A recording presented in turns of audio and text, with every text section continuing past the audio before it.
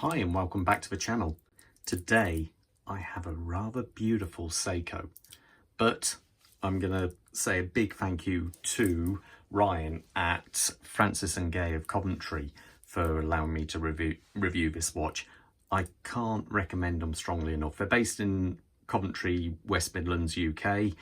If there's a Seiko, particularly if there's a Seiko you have a reference number for, they'll find it. But also they do it all other watches like Zinn and Ball, Bell & Ross, all those kind of things. But yeah, anyway, back to this one. I have got this rather beautiful Seiko Spb 277. Now this is a special edition. This is part of the Zero, I think it's Halliburton. Halliburton basically are a luggage maker in Japan. This is the case it comes in, and it's rather funky. It's a novelty, I know, but it is actually kind of quite nice because it's just something different to keep your watches in. I think they're a company based in Japan, have been around for about 80 years, I think, roughly. But anyway, that's besides the point. This is part of their special edition. There's only 2,000 pieces made worldwide.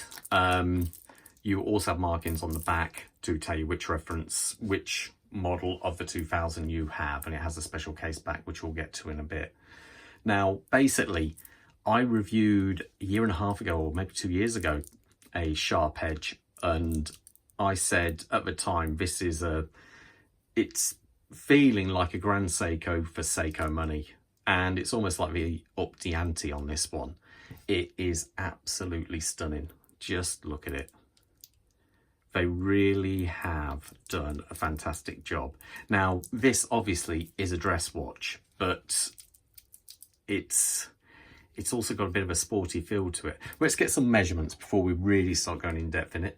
So let's get these out, zoom back. So let's have a look.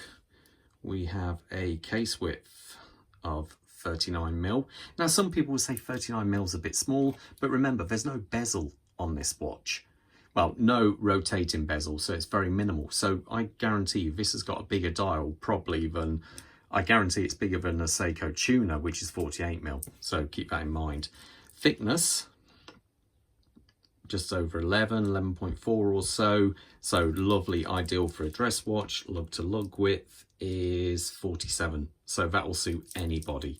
The strap size looks like 20mm, I think. Yep, 20mm. So this is a watch which would suit many wrists, to be fair. So you got a small wrist, larger wrist, I think this will be no problem at all. Obviously, the main thing with this watch is simply that stunning dial. It's just, where do you start? Let's face it, it just looks absolutely stunning.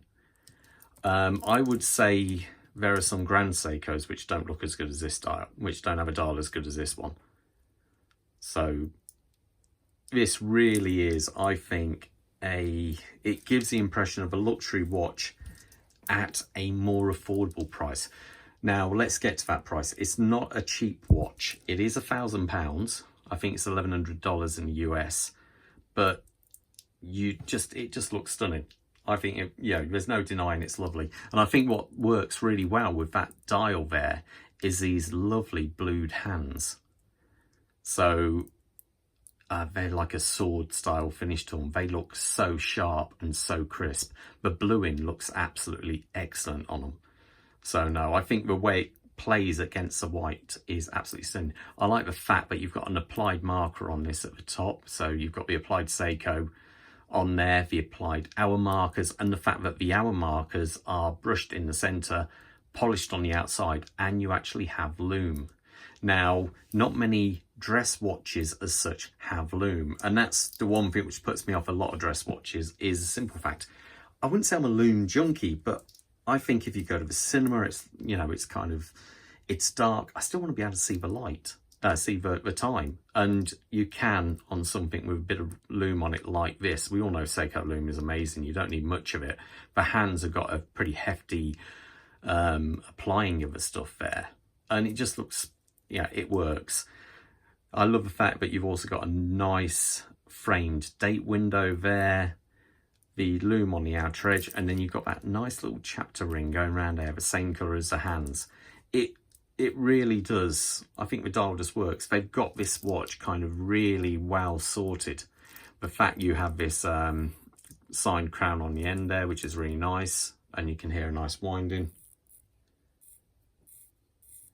The moon in this is the 6R35, so you've got a good 70 hours of power reserve. You can put, so in theory, you can put this watch down on a Friday night, pick it up on a Monday morning, it should still be going.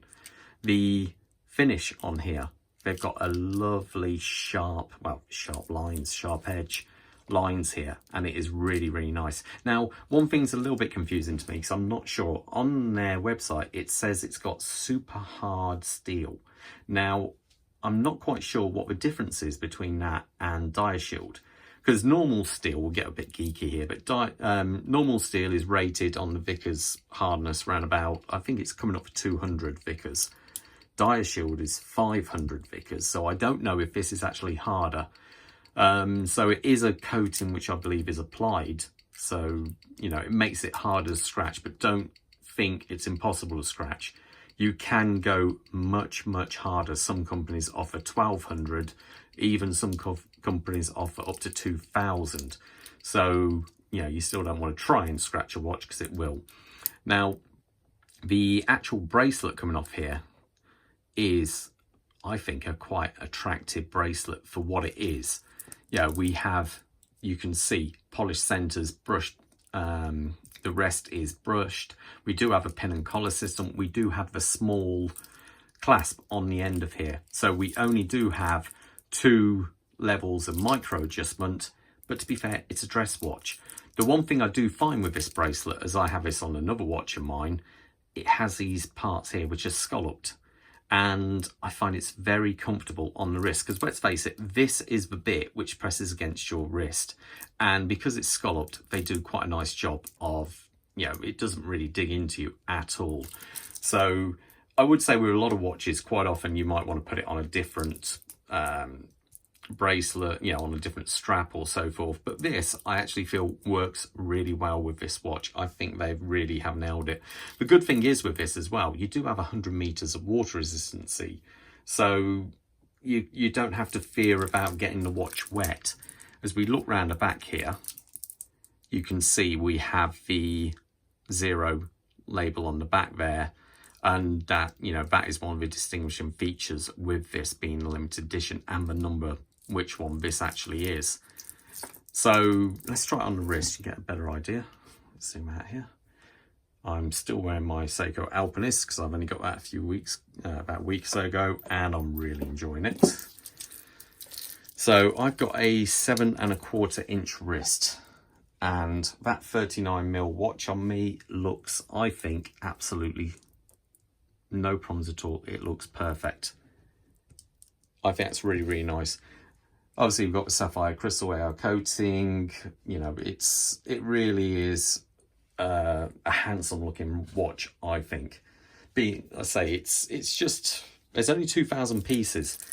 So I've got a feeling this watch could sell quite quickly, because there'll be people who are after this who maybe can't afford a Grand Seiko and want something which is, you know, as similar as they can get, you know, to it, and at the money, this isn't a bad choice at all.